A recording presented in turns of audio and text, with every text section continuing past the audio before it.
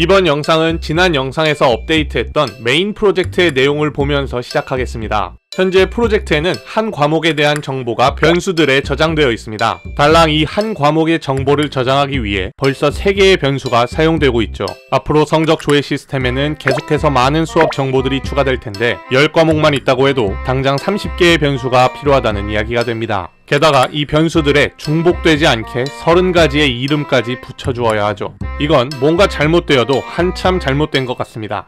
다행히 이런 상황을 해결할 수 있는 방법들이 있습니다. 그중 하나가 바로 배열입니다. 배열에 대해 쉽게 설명해보자면 변수들, 즉 여러 개의 상자들을 하나로 묶어놓은 묶음 상자라고 할 수 있습니다.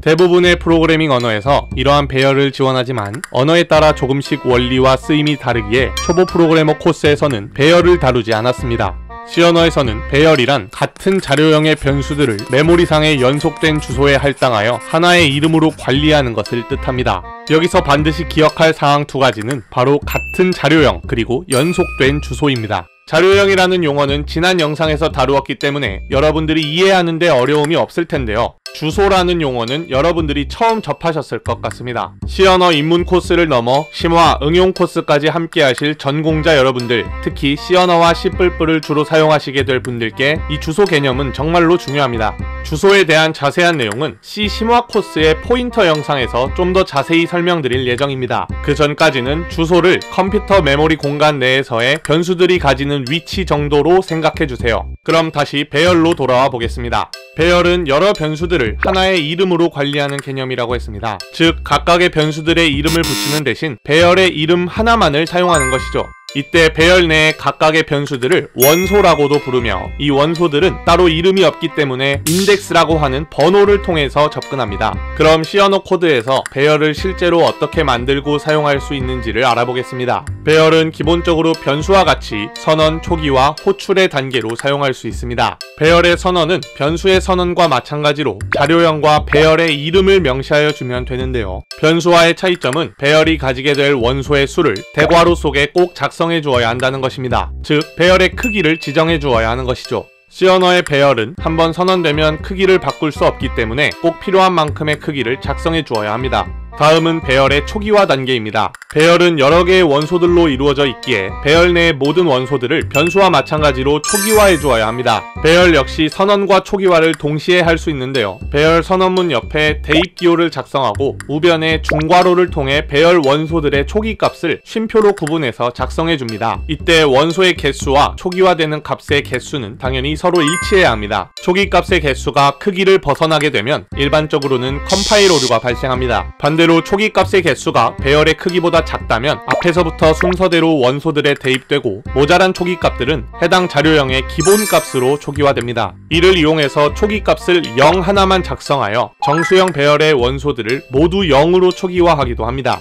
다만 배열의 초기화식, 즉 중괄호 내에는 최소 하나 이상의 초기 값은 작성해야 합니다. 마지막으로 배열 원소들의 호출입니다. 앞서 배열의 각 원소에 접근하기 위해서 인덱스라는 번호가 필요하다고 했죠. 배열 원소의 호출은 배열 이름을 작성하고 우측에 대괄호와 인덱스를 작성하여 수행할 수 있습니다. 이러한 인덱스는 항상 0부터 시작해서 1씩 증가하며 따라서 인덱스 값의 범위는 0부터 원소의 개수 빼기 1까지가 유효한 값이 됩니다. 만약 이 범위를 벗어나는 인덱스를 사용한다면 잘못된 위치에 대한 접근이 되어 오류가 발생하게 됩니다. 이렇게 배열 원소들을 호출하면 변수 호출식과 마찬가지로 대입기호 좌변에 작성했을 때는 해당 위치의 값을 대입하라는 의미가 되고 나머지 경우에는 원소 내에 저장된 값을 반환하라는 의미가 됩니다. 이때 인덱스 없이 배열 이름만을 호출하면 배열 자체에 대한 호출식이 되는데요. 이는 배열의 시작 주소, 즉 배열의 첫 번째 원소의 위치를 반환하는 식이 됩니다. 이 부분은 아직 좀 어렵다면 그냥 넘어가셔도 좋습니다.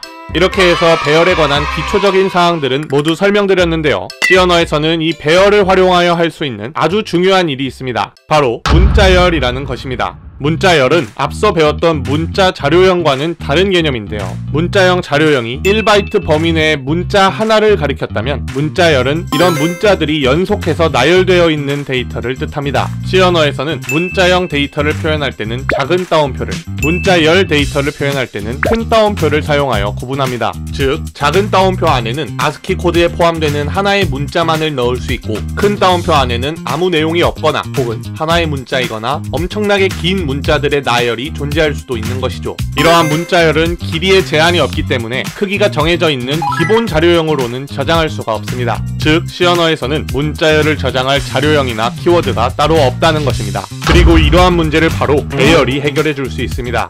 문자 하나를 저장하기 위해서는 캐릭터 변수 하나가 필요합니다. 그렇죠.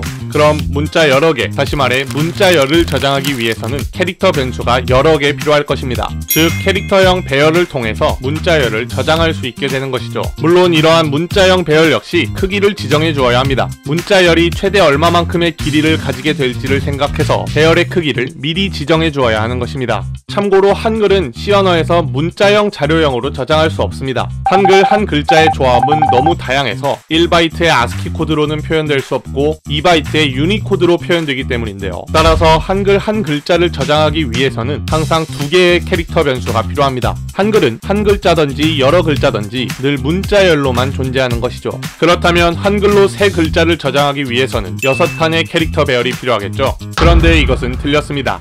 실제로는 7칸이 필요합니다. 왜 그럴까요? 컴퓨터는 이 문자형 배열을 읽을 때 배열의 어느 원소까지가 문자열의 문자를 저장하고 있는지를 알지 못합니다. 따라서 C 언어에서는 문자열을 배열에 저장할 때 문자열의 마지막 문자 뒤에 널 문자라고 하는 것을 추가로 저장하여 컴퓨터가 이 널 문자를 발견했을 때 문자열이 끝났음을 인지하게 합니다. 만약 이러한 널 문자가 없는 문자형 배열을 컴퓨터에게 읽게 하면 컴퓨터가 계속 문자를 읽다가 범위 밖의 이상한 문자들까지 읽어 오류가 발생하게 됩니다. 다만 문자형 배열에 원소 하나하나 문자를 입력하는 것이 아니라 큰 따옴표를 이용해 문자열을 저장하면 자동으로 이 널 문자까지 저장이 되니 걱정하지 않아도 됩니다. 이번 영상의 마지막 내용은 다차원 배열입니다. 앞서 살펴본 일반적인 배열들은 1차원 배열이라고 하며 C 언어에서는 추가로 2차원, 3차원 등의 다차원 배열이 존재합니다. 다차원 배열이란 각각의 배열들을 하나의 원소로 하는 더 큰 배열을 의미합니다. 배열이 같은 자료형의 변수들을 하나로 묶은 것이라고 했던 것 기억하시죠? 같은 원리로 2차원 배열은 같은 1차원 배열들을 하나로 묶은 배열, 3차원 배열은 같은 2차원 배열들을 하나로 묶은 배열이라고 이해하시면 됩니다. 그럼 3 곱하기 4 크기를 가지는 2차원 배열을 머릿속에 한번 떠올려 볼까요? 보통 2차원 배열을 표현할 때 이런 방식의 그림이 일반적으로 사용됩니다. 물론 이 그림이 직관적인 이해를 도와주기는 하지만 보다 정확하게 표현하는 방법은 배열을 이렇게 일자로 그리는 것입니다. 처음 배열의 정의에서 연속된 메모리 주소라는 것이 중요하다고 말씀드렸죠. 다차원 배열 역시 메모리상에서는 이렇게 1차원으로 존재한다는 사실을 꼭 기억해 주세요. C 언어 코드에서 다차원 배열을 선언하기 위해서는 다음과 같이 크기를 2번 이상 명시해야 합니다. 또한 다차원 배열을 초기화할 때는 중괄호 내에 또 다른 중괄호를 작성해주면 됩니다. 이러한 다차원 배열의 각 원소에 접근할 때는 배열의 차수만큼 인덱스의 개수를 넣어주게 됩니다. 각 인덱스는 각 차원에서의 범위를 벗어나서는 안되며 배열의 차수보다 적은 인덱스로 호출하는 경우 앞서 1차원 배열에서 배열 이름만으로 호출한 것과 마찬가지로 실제 변수가 아닌 배열 자체를 호출하게 됩니다. 다차원 배열에 대한 심화된 개념들은 앞서 말씀드린 주소 개념과 함께 C 심화 코스에서 제대로 소개해드릴 테니 어려우신 분들은 지금은 1차원 배열만 잘 기억해주세요. 자, 그럼 이 배열을 이용해서 메인 프로젝트의 변수들을 정리해볼까요? 처음 추가했던 지저분한 변수들은 모두 지우고 배열로 통일해 주도록 하죠. 수강 과목들의 학기를 저장하는 정수형 배열과 평점을 저장하는 실수형 배열을 만들어 보겠습니다. 새롭게 과목명들을 저장하는 문자열 배열을 만들 텐데요. 이는 곧 문자형의 2차원 배열을 의미하는 것이죠. 그럼 각 인덱스를 통해서 과목에 대한 정보를 배열 내에 저장해 보도록 하죠.